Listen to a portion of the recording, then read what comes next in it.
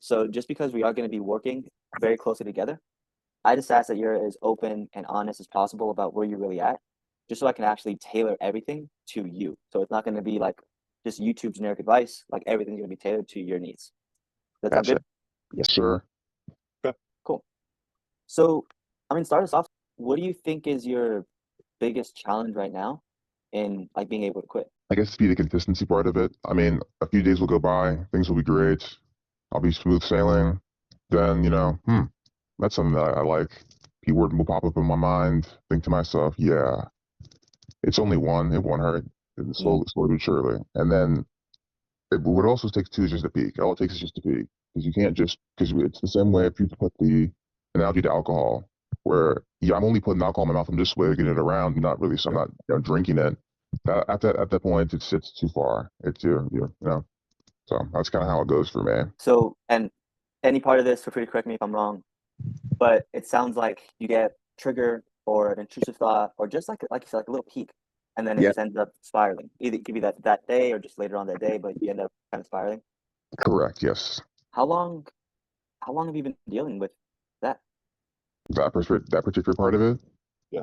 So when I told you last time we spoke about it and how long I've dealt with it, I wouldn't consider it being an issue until around when I was, let's say, maybe around 18. So I'd say that part of it, it's close now to 8 years of me considering peaking to be the problem versus being that as an issue as a whole. That issue started when you were 18.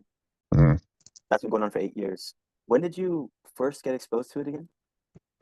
Well, oh, that's an open-ended question because if you're asking when I got exposed to it, I mean, how young could you be when you first get exposed to some sexual thoughts? Whereas you're asking when I started my addiction, No. it would be around when I was. When did you start like viewing pornography? That's what I'm getting to. That's what I'm getting to. Around 13. Okay. And so started at 13, became more of an issue around 18. That's been going Mhm. on for around 8 years. So then over the last 7 days, how many times do you think you went back to those urges? Like you couldn't control the urges. Several. Do you have like a rough estimate of how many in the last 7 days? Over 10. I'll give you over 10. Maybe like a dozen or so. Okay. 7 days. And then what about in the past 14 days? About 20. Just to say, yeah. So it sounds like possibly once a day, twice a day, you give in to these urges. Hmm. I mean, I know in I don't know if you know the background on me, but I used to work from home. Well, I still do work from home, but I used to work for other companies, and I got fired from a couple of jobs because an hour a day, 3 hours a day, I'd have Twitter open, and I couldn't control myself, Hmm.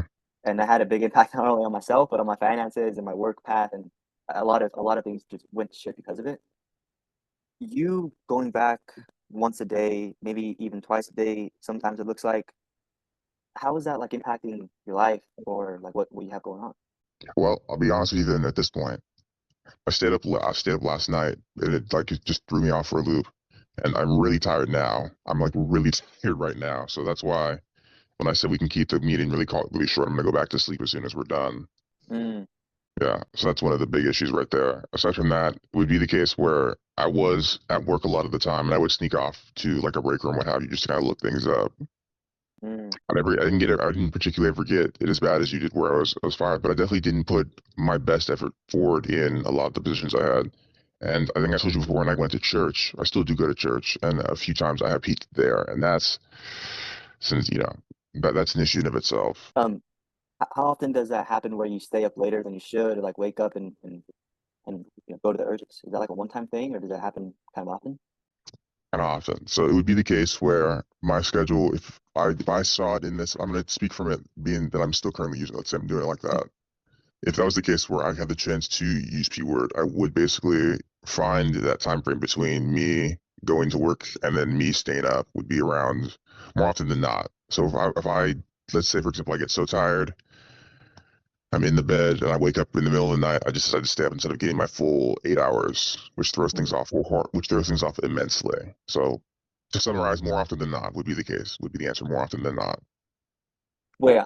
So just so I understand it correctly, you would stay up the entire time between when you're supposed to sleep and go to work.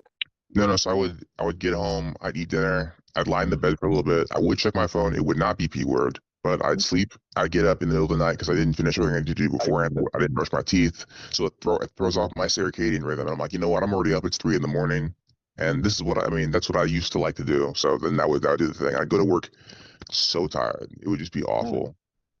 Yeah, how's that been on you? Not great. It was not. Oh, it's not great. Yeah, it sounds tough. I mean, yeah, that sounds tough. I've had that happen before as well. I've Mhm. had it happen where I'd get home, say like from friends or the gym at like 11 p.m. and I wouldn't go to sleep until 3 a.m. Yep. because I was watching it. And it's Yep. like, What the fuck? Like literally, what the fuck? So I get you. Okay. Um, and how often would you say that you view things at work? Like how often does that happen? There have been shifts where it's been the entire time. really, Yes. Yes. I work in a position now where it's pretty slow. I've been trying to find better things to do with my free time, Mhm. like maybe just watch a video or listen to a podcast, something that fires my attention. Or read is a big one, just really just read. But if there were some days where I decided to go in and I'm already tired and I don't really want to be there, and it's a very slow day, it'd be the whole shift. It'd be the entire shift.